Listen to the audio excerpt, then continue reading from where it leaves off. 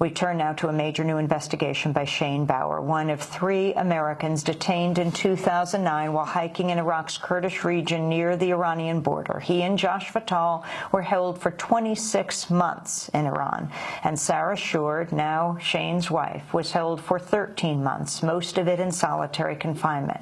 Well, 7 months after being freed from prison in Iran, Shane Bauer began investigating solitary confinement in the United States. Now his first major article since his release, he finds California prisoners are being held for years in isolation based on allegations they're connected to prison gangs.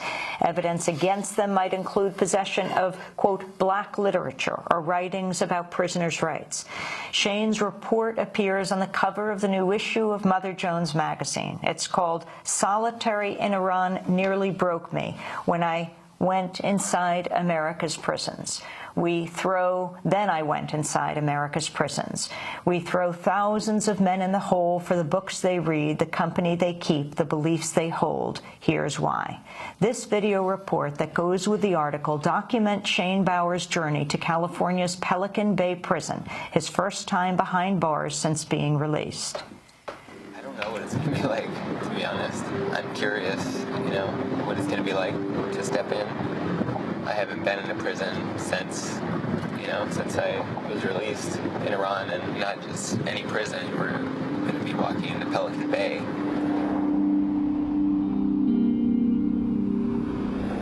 My name is Shane Bauer. As they were hiking right along the Iranian border. In 2009, I was captured on the Iran-Iraq border with Josh Fattal and Sarah Shourd. Being sentenced to 8 years in... We never knew when or if we would get out. Bauer denied the charges. I spent 4 months in solitary confinement. I didn't expect to find the same, or worse, back home in California. Solitary confinement was the worst experience of all of our lives.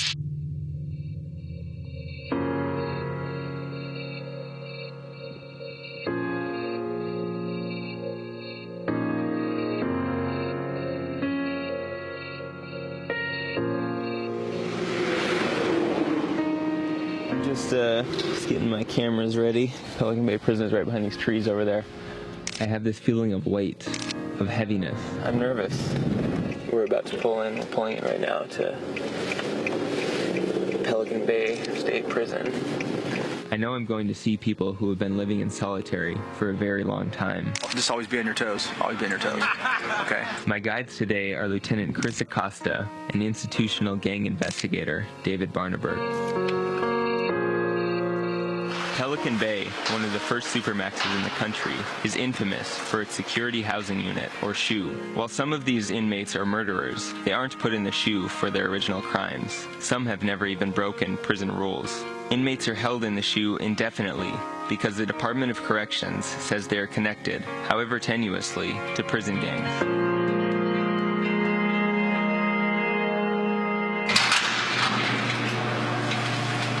It's been 7 months since I've been inside a prison cell.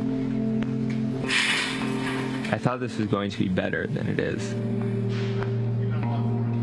This cell is one of 8 in a pod. At a little over 11 by 7 feet, it's smaller than any I've ever inhabited. We're in a SHU cell right now. The inmate is outside. This is where he sleeps when there's another cellmate that sleeps up there. It's pretty bleak, I think. There's no natural light. Without a window in my cell, I wouldn't have had the sound of ravens, the rare breezes, or the drops of rain. Even when the window is closed, like in the winter, it's also suffocating. And just having that light come in, seeing the light move across the cell, and seeing what I would kind of judge what time of day it was, is that why don't they have windows here?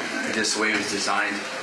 But why? I don't know. I can't explain that. The inmate would be in a cell, and then a food tray would be passed through the cell. If they ever leave the pod, prisoners have to strip naked, pass their hands through a food slot to be handcuffed, then wait for the door to open. Inmates come out to, get some exercise. There's more room to run out here. Prisoners only get an hour in this concrete dog run every day. They're protected from the rain during the winter, and it's monitored with a video camera by the control booth. In Iran, the open-air cell I exercised in was twice the size of this. Iranian prison is never far from my thoughts. My guides are just as curious about my situation as I am about Pelican Bay. She's your girlfriend, right? Or fiance? Yeah. Are you still with her? Yeah. Okay. Did they let you guys kiss and all that? Yeah, there's no one out there, it's like this, so there's a camera, but... So we're allowed to have, like, Physical contact? physical contact? We went outside. Oh, okay. Wow, can't beat that. At Pelican Bay, decisions about who gets put in the shoe come down to one man, Barnaberg. I'm a man just like you, or just like everyone else in here. I don't want to see somebody else put in shoe as a gang member for unjust reasons. He's essentially the judge, jury, and prosecutor in a process called a gang validation. Evidence against inmates can involve something as simple as appearing in the same photo as a gang member. In my review of dozens of inmates' files, California officials frequently cite possession of black literature, left-wing books, and writing about prisoner rights as evidence of gang membership. No actual judge is involved from the gathering of evidence to sentencing. That's an excerpt from a video report by Shane Bauer accompanying his cover story for Mother Jones magazine called No Way Out. Solitary in Iran nearly broke me. Then I went inside America's prisons.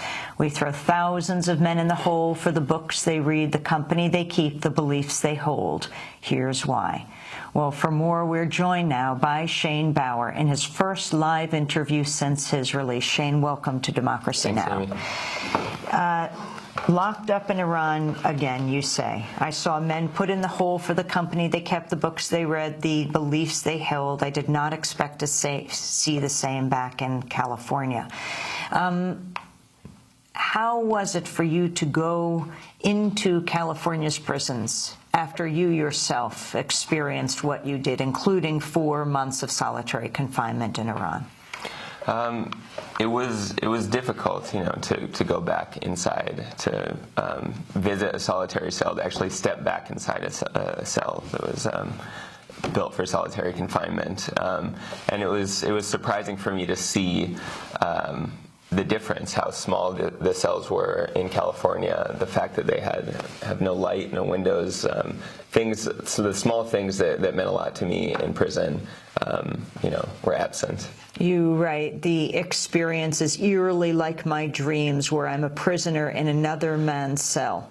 Like the cell I go back to in my sleep, this one is built for solitary confinement. I'm taking intermittent, heaving breaths, like I can't get enough air. You say this still happens to me from time to time, still in tight spaces. How Right. did you survive solitary confinement?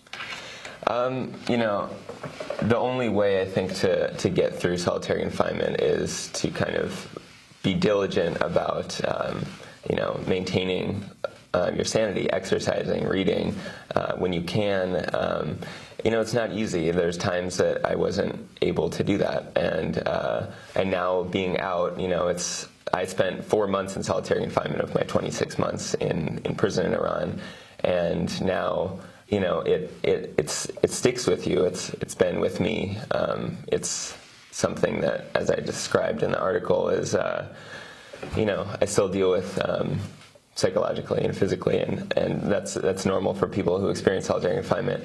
And in California, there's people that have been in solitary confinement for 10 years, 20 years. And you write the critical point is many never know when they will get out. Exactly. Yeah, so about 4,000 people in California have indefinite sentences of solitary confinement. There's about, in Pelican Bay Prison alone, 89 people have been in solitary for 20 years. Talk about some of the people in solitary confinement. How does someone get thrown in the hole here? So the way that somebody gets an indeterminate sentence of solitary confinement is by going through a process called validation, where they're validated as a member or an associate of a prison gang. In order to do that, the prison officials have to cite evidence, a minimum of 3 pieces of evidence, to show that they're actually affiliated with a gang. Now, almost 80% of people who have indeterminate sentence are what are called gang associates, which means that they may have spoken to somebody who is involved in a gang, appeared in the same picture. It could be something as small as having their name written in the cell of a person who is a gang member.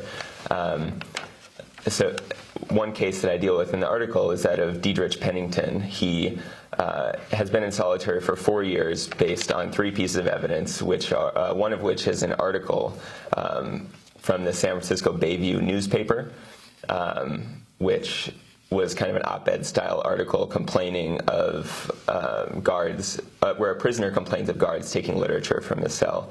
Another piece of evidence against him is a cup that he had with a dragon on it, which is considered a gang symbol by the Department of Corrections.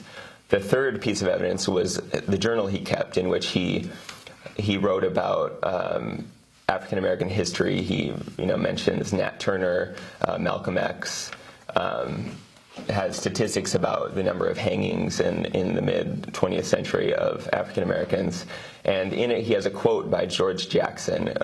That quote is used as evidence of gang affiliation. So he's been in for 4 years now. Doesn't know when he'll get out. You write, the decision to put a man in solitary indefinitely is made at internal hearings that last, prisoners say, about 20 minutes, closed-door affairs. CDCR told me I couldn't witness one. No one can. And then you go on to say, when Josh Fattal and I finally came before the Revolutionary Court in Iran, we had a lawyer present but weren't able to speak to him. In California, an inmate facing the worst punishment our penal system has to offer short of death can't even have a lawyer in the room. Right.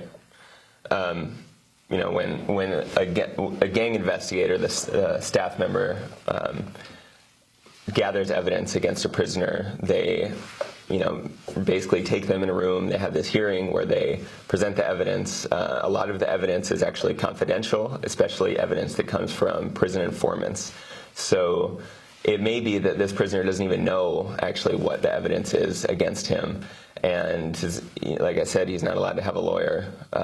He can contest it verbally, but that's the extent of it. Why can't? What is the rationale that he can't have a lawyer?